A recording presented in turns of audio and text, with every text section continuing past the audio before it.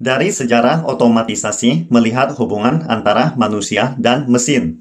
Nama saya Ricky Suwarno, berdiri di atas pundak dua superpower, Amerika Serikat China, melihat masa depan Indonesia. Sejak munculnya revolusi industri, teknologi telah menjadi kekuatan produktif utama yang secara bertahap menjadi konsensus di dunia. Artinya, kemajuan teknologi akan membuat hidup kita lebih baik, sampai munculnya artificial intelligence atau kecerdasan buatan dan robot yang mulai diterapkan dalam skala besar di dalam kehidupan kita. Namun, di mata masyarakat awam, teknologi baru bukan lagi alat untuk membuat hidup kita lebih kaya, melainkan musuh yang akan menggantikan manusia. Di mata mereka disebut robot, sedangkan di bidang industri sering disebut otomatisasi. Apakah tren otomatisasi itu baik atau buruk telah menjadi topik perhatian selama bertahun-tahun. Hari ini kita akan sekilas mengulas beberapa hal sederhana dari analisis berbeda yang berasal dari konsep buku Technology Trap, Capital Label and Power in the Age of Automation. Penulis buku ini bernama Carl Benedict Frey, seorang co-director Technology and Employment Program di Martin School of Oxford University, UK.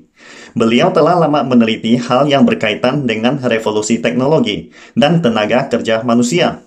Beliau juga menjabat sebagai Dewan Masa Depan Global Forum Ekonomi Dunia, sekalian merangkap penasehat organisasi internasional seperti Komisi Bretton Woods. Setelah bukunya Technology Trap diterbitkan pada tahun 2019, banyak netizen dunia memberikan pujian yang sangat tinggi. Bahkan, buku tersebut terpilih sebagai buku terbaik tahun 2019 oleh Financial Times. Mari kita mempelajari bagaimana proses otomasi yang panjang di industri Inggris dan tren apa yang perlu diperhatikan terhadap dampak otomatisasi. Sejak tahun 2018, berbagai kekhawatiran tentang mesin menggantikan manusia telah banyak muncul di media dan internet.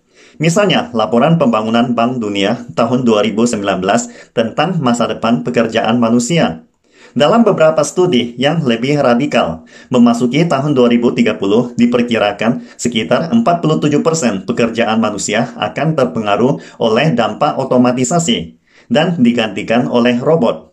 Tampaknya, the end of the world, akhir umat manusia telah datang. Namun, penulis Carl Benedict Frey memiliki pandangan yang berbeda mengenai hal ini.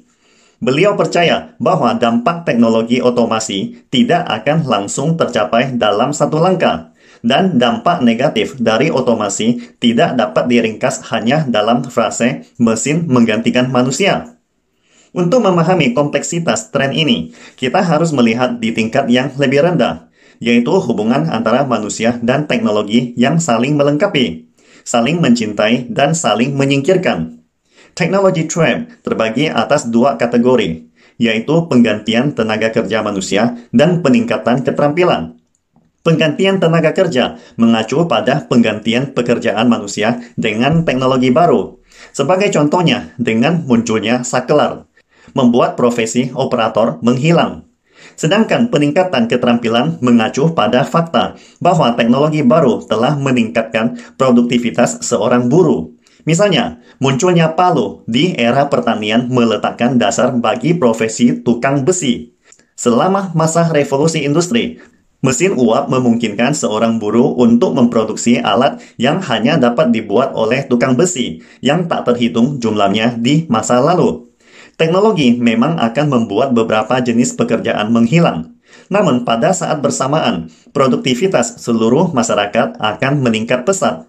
Dalam jangka panjang, revolusi otomatisasi akan menguntungkan semua orang. Namun dalam jangka pendek, tenaga kerja yang tersingkirkan juga sangat nyata.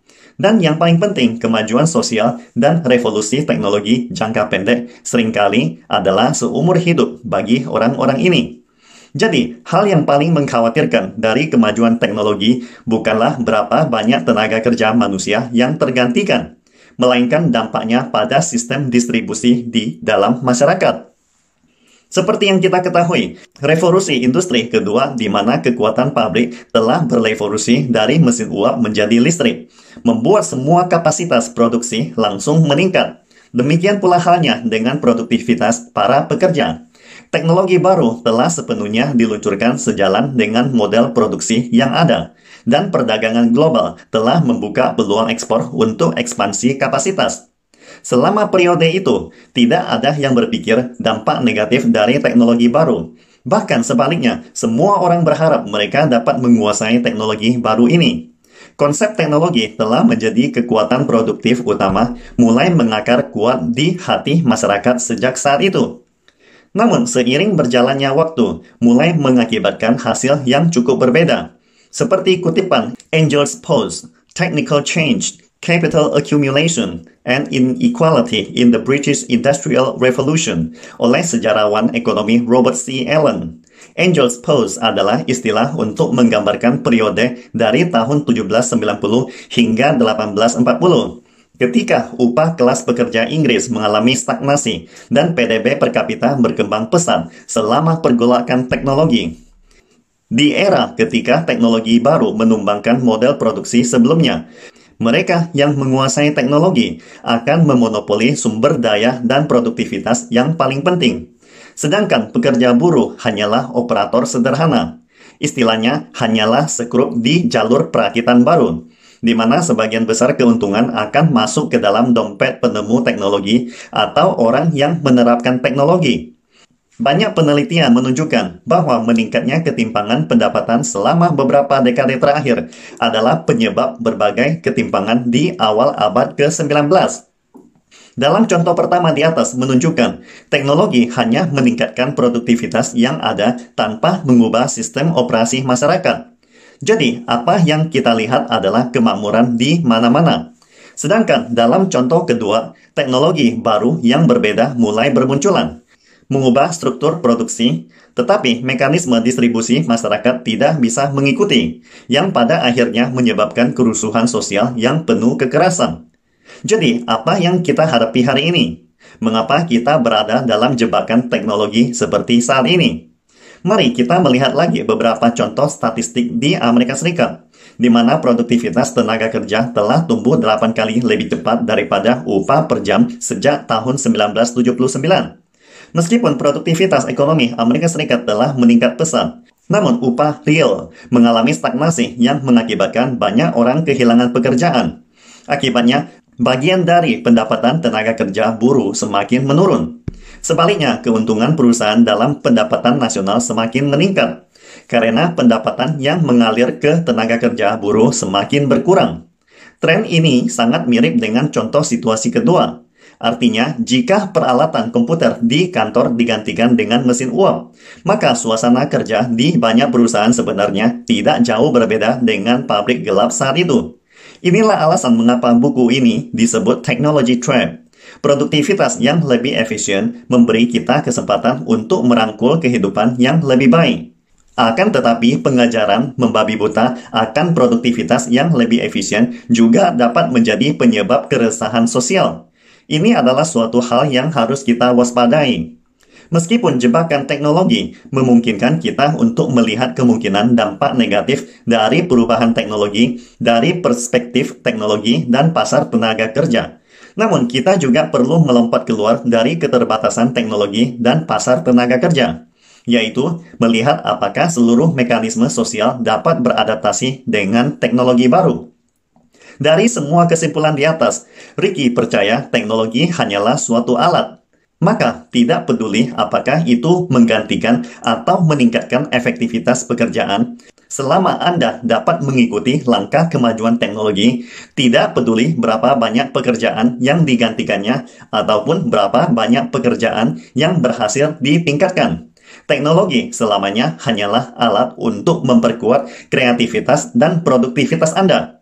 Kita kadangkala terlalu banyak menekankan pada mesin atau robot yang menggantikan manusia. Karena di balik itu semua, seringkali adalah gagasan pekerjaan apapun jauh lebih baik daripada tidak ada sama sekali. Namun, sebuah studi oleh Profesor Tarani Chandora dari University of Manchester yang melacak 1.000 orang pengangguran di Inggris menemukan bahwa mereka dengan pekerjaan berkualitas rendah setelah bekerja kembali menyebabkan kondisi kesehatan dan mental mereka menjadi lebih buruk daripada saat mereka menganggur.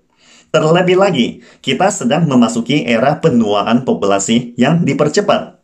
Tanpa teknologi otomasi seperti robot, kualitas kehidupan kita mungkin akan sulit dipertahankan seperti saat ini.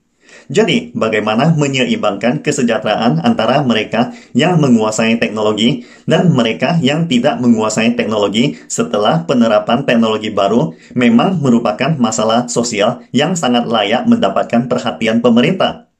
Akan tetapi, secara pribadi, Ricky beranggapan kita harus secara aktif merangkul teknologi dan menjadi orang yang pertama menggunakan teknologi baru. Pastikan Anda subscribe dan follow akun ini supaya senantiasa mendapatkan info terbaru tentang teknologi terkini AI berkaitan. Salam Indonesia Maju!